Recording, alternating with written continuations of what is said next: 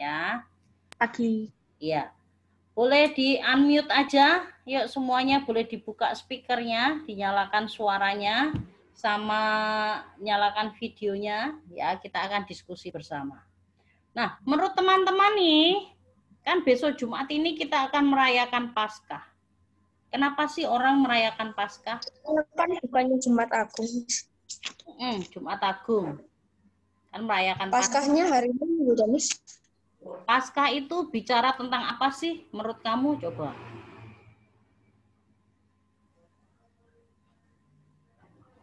Kebangkitan. Kebangkitan Tuhan Yesus. Tuhan Yesus. Hanya kebangkitan saja? Kematian juga ya. Nah, Paskah itu tidak mungkin terjadi atau kebangkitan itu tidak mungkin terjadi jika tidak ada namanya kematian. Jadi bicara tentang kematian Tuhan Yesus itu satu paket dengan apa? Dengan kebangkitannya, ya. Jadi kalau Paskah itu ngomonginnya memperingati kematian dan kebangkitan Tuhan Yesus.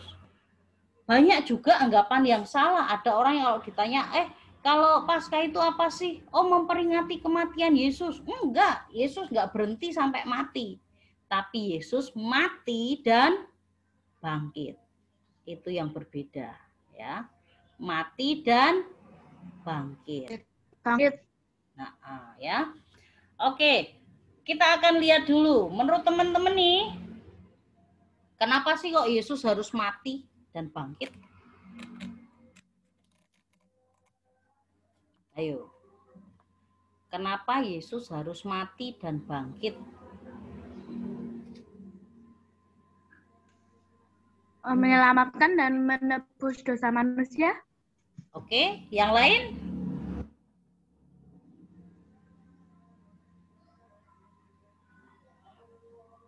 Yang kelas 5 mana suaranya? Ini dari tadi Iko saja yang menjawab.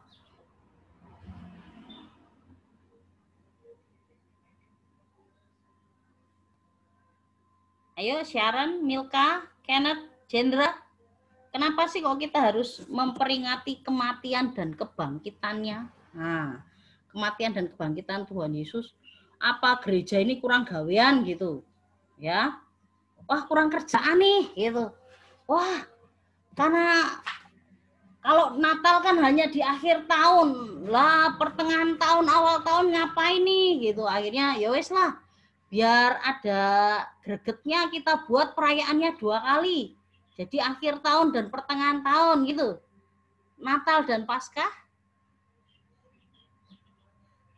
Ayo, kenapa? Kenapa harus ada namanya Paskah?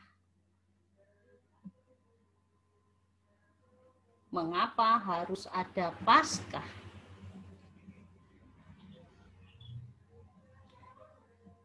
Yang kelas 5 mana kelas 5? Suaranya. Ayo. Ayo. Aku kelas 10 366. Ya. Nah, kenapa sih kok harus dirayakan Paskah ini? Apa istimewanya gitu? Ini kan cuman ada orang manusia mati gitu. Banyak toh di dunia ini orang-orang yang mati juga ya. Mau dari orang yang biasa sampai orang penting toh semua juga akan mati. Lah ini kenapa kok harus dirayakan? Mati aja mengenaskan gitu ya. Kalau dibilang, benar nggak? Tragis. Kenapa? Karena ternyata kematian di kayu salib itu adalah kematian karena itu Tuhan. Wow. Kenapa kamu bisa bilang karena itu Tuhan? Loh, kalau bagi orang Kristen sih percaya Yesus itu Tuhan. Tapi bagi yang lain itu hanya dianggap apa? Enggak lah, itu enggak mati, itu cuma dicuri sama murid-muridnya. Oh. Jadi ada banyak hal ya, banyak orang yang menentang tentang Paskah ini teman-teman sebenarnya. Jadi mereka tidak percaya bahwa Yesus itu mati dan bangkit. Kalau kamu baca di Alkitab, ya baca di Alkitab, itu ada kisah bahwa ketika Yesus mati di kayu salib, itu akhirnya ada rumor yang disebar bahwa murid-muridnya sudah mencuri mayat Yesus. Nah, ya, dari serdadu-serdadu itu ada yang memberitakan berita bahwa murid Yesus tuh datang dan mencuri mayat Yesus. Mereka hanya tidak mau mempercayai bahwa Yesus sudah bangkit. Wah, ngeri ya. Padahal itu masih zaman semono loh. Belum zaman now. Mungkin kalau kayak sekarang dunianya nih, sudah medsos di mana-mana, mungkin itu sudah viral ya, sudah viral. Wah, tapi dulu dengan teknologi yang sangat terbatas pun ternyata isu itu berkembang dan orang-orang banyak yang nggak percaya juga bahwa Yesus itu sudah bangkit. Tapi bagi kita orang-orang percaya, kita yakin bahwa Yesus sudah mati dan bangkit. Karena itulah orang Kristen merayakan apa? Paskah.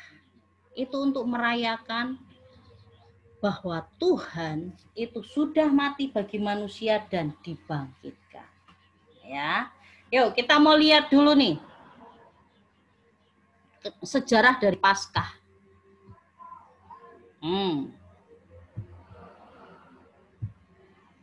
Ya. Sejarah dari kenapa kok harus ada Paskah nih. Kita lihat dulu.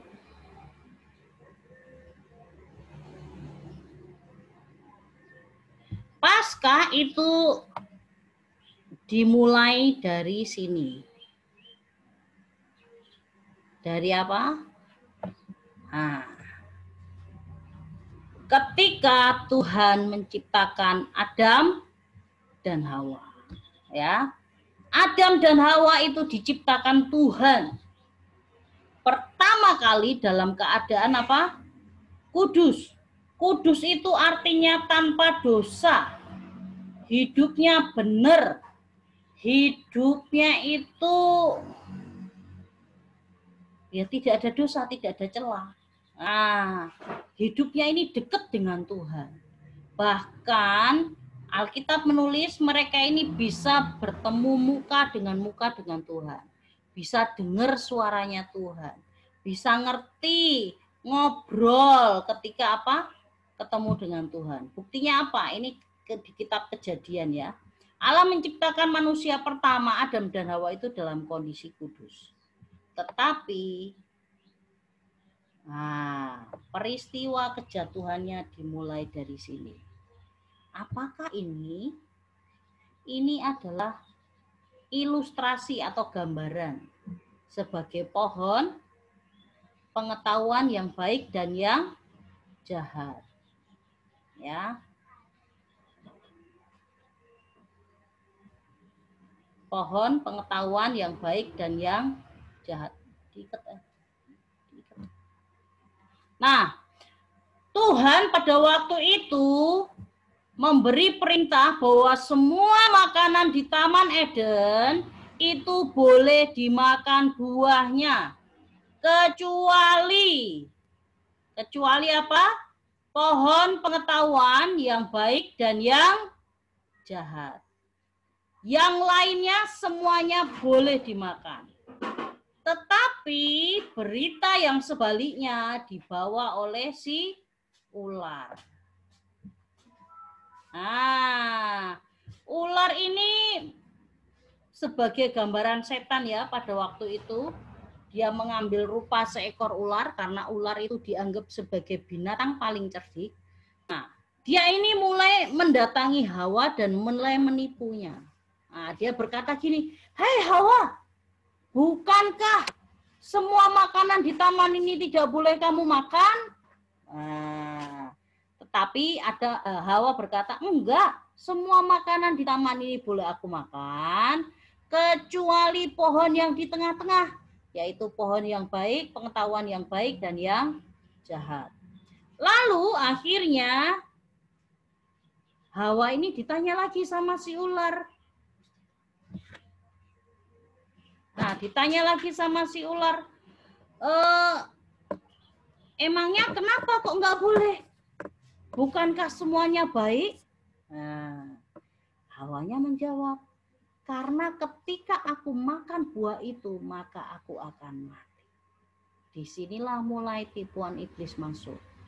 Dia berkata kepada Hawa, enggak, sekali-kali kamu tidak akan mati.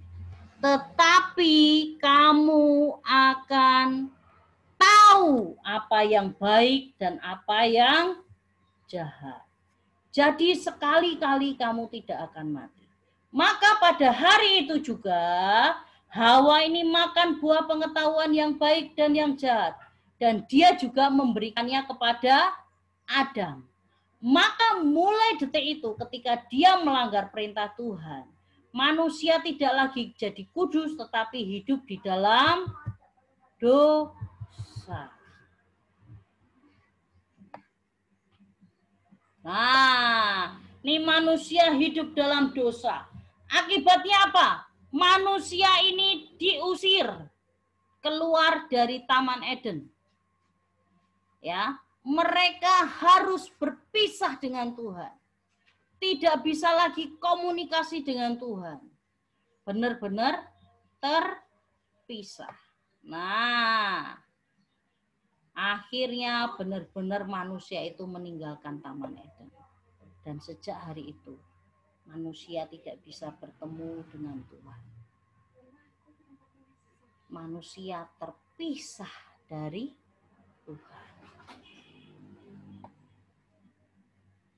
Ketika manusia berdosa, nah, manusia tidak lagi bisa hidup di surga. Tapi manusia akhir hidupnya adalah di neraka. Jadi buat manusia hanya ada dua pilihan ini. Hidup kudus dan kamu masuk surga, atau kamu jadi berdosa dan kamu dihukum di neraka. Nah, yuk kita diskusi lagi. Menurut teman-teman nih, nah, kita ini termasuk orang yang berdosa atau orang yang kudus? Nah, berdosa atau kudus? Berdosa atau kudus? Berdosa. Dosa. Dosa.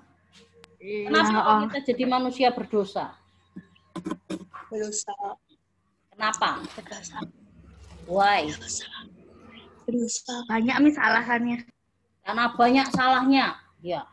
Menurut kamu kalau bayi baru lahir berdosa enggak? Kan tadi bayi. Berdosa. Dosa keturunan. Oh iya, betul. Jadi manusia itu semuanya berdosa. Walaupun bayi baru lahir ceprot, ya, baru lahir sekalipun, dia sudah punya label apa? Berdosa. Kenapa? Karena dia lahir dari Adam dan Hawa. Jadi semua keturunan Adam dan Hawa itu menjadi berdosa. Karena itu apa? Tidak ada seorang pun di dunia ini yang kudus. Tapi semua orang berdosa. Termasuk kamu dan saya. Ya, semua berdosa. Nah, yuk kita next. Nih, firman Tuhan di Roma 3 ayat 23 yang mengatakannya. Karena semua orang telah berbuat dosa dan telah kehilangan kemuliaan Allah. Jadi sejak masih kecil pun, sejak baru lahir pun, semua orang sudah berdosa. Tapi nggak cuma ini, nggak cuma soal berdosa. Tapi firman Tuhan di Roma 6 ayat 23 berkata, sebab upah dosa ialah maut. Ya. Artinya apa? Artinya semua orang yang berdosa akan dihukum dan pasti dihukum. Tidak ada yang bebas, ya. Dan upahnya itu adalah apa? Maut. Maut itu artinya kematian kekal. Jadi semua orang yang berdosa pasti akhirnya akan masuk neraka. Kenapa? Karena kita sudah berdosa. Nah, tapi ini nih teman-teman, ini jalan keluarnya. Yohanes 3 ayat 16 berkata, hafal belum ayatnya? Hafal ya. Karena begitu besar kasih Allah akan dunia ini, sehingga ia telah mengaruniakan anaknya yang tunggal, supaya setiap orang yang percaya kepadanya tidak binasa, melainkan beroleh hidup yang kekal. Jadi kabar baiknya teman-teman, bahwa ketika kita berdosa, ya, ketika kita berdosa, Tuhan Yesus dikaruniakan kepada kita, diberikan kepada manusia. Untuk apa? Menebus dosa kita. Yesus menggantikan dosa-dosamu, menggantikan dosa-dosa saya. Nah, contoh. Yang berdosa itu kan kita, tapi yang dihukum siapa? Yesus. Contoh, kira-kira yang berdosa itu tangannya Yesus atau tanganmu?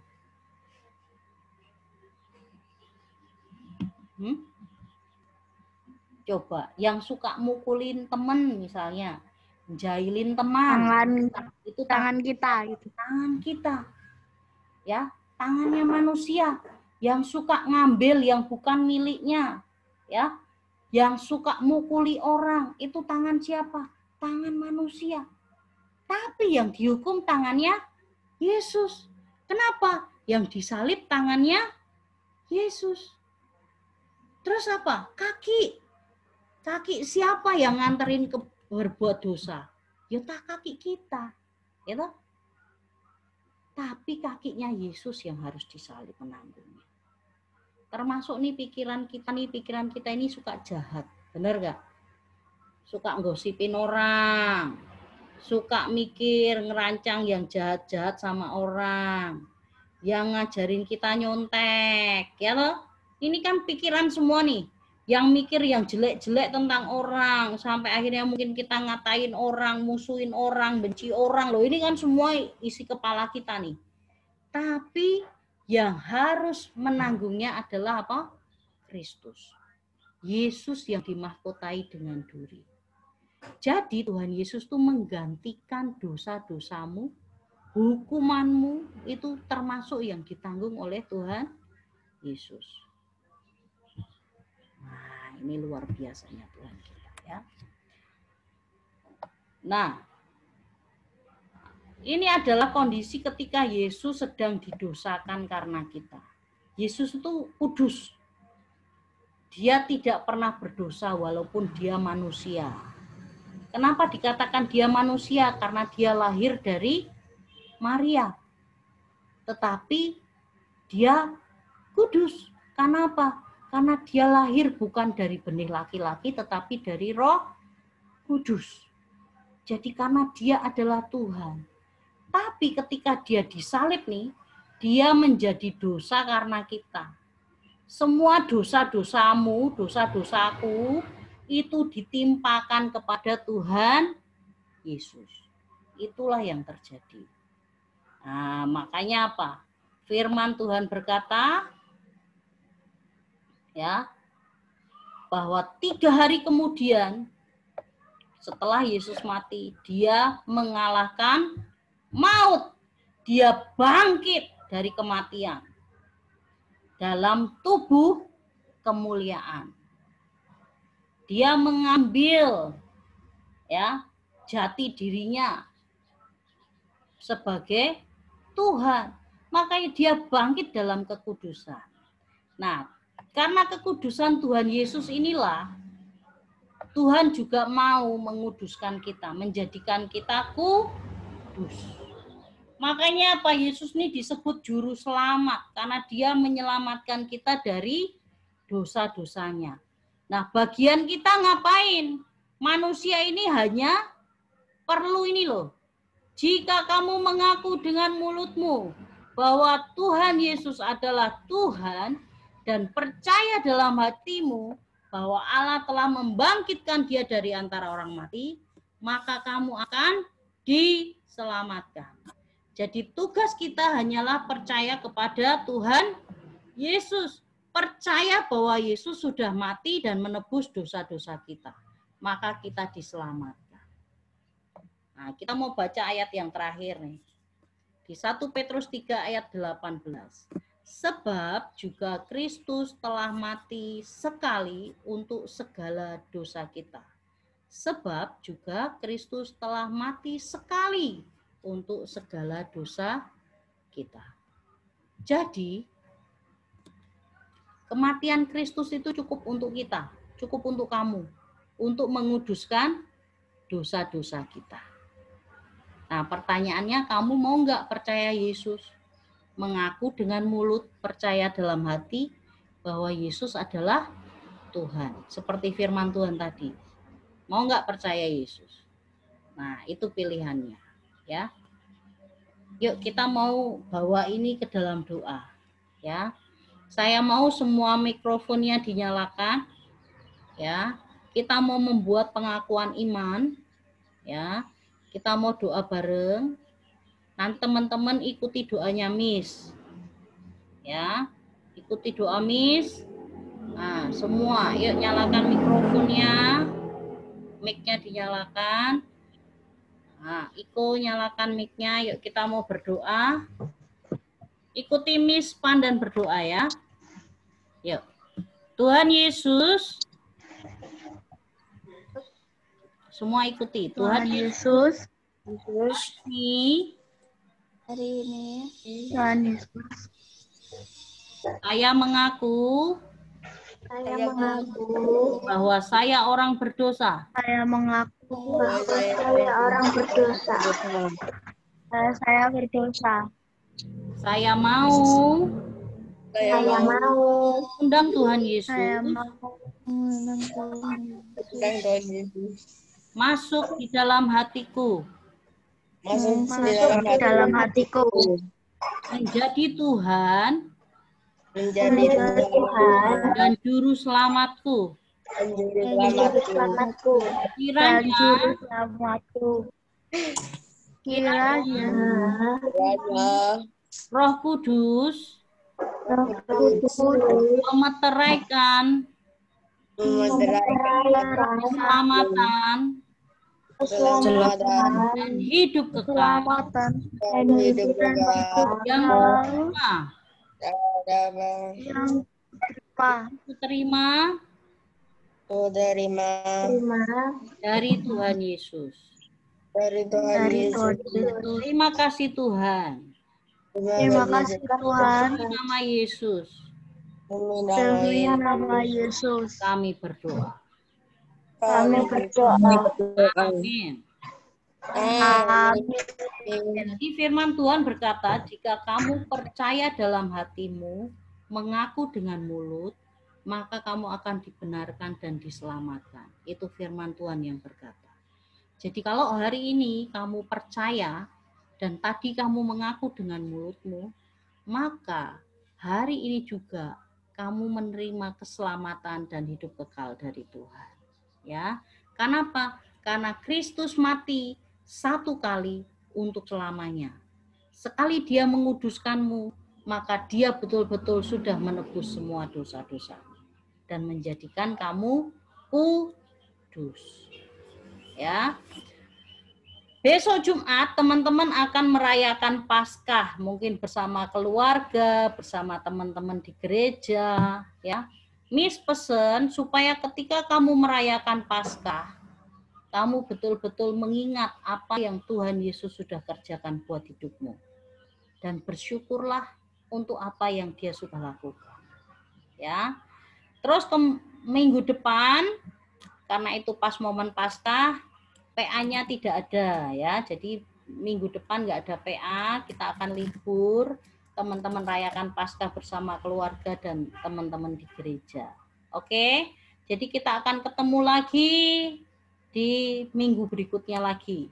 Dan kemungkinan kita sudah akan belajar secara tatap muka. Ya, tapi untuk PA kita tetap akan sementara masih akan tetap pakai Zoom. Ya, untuk yang PA. Karena memang kan kelasnya gabungan. Nanti akan menyulitkan ketika memang harus ketemu bersama. Ya. Oke ya, friends. Sampai ketemu 2 minggu lagi. Bye. Tuhan berkati. Bye. Bye. Bye-bye.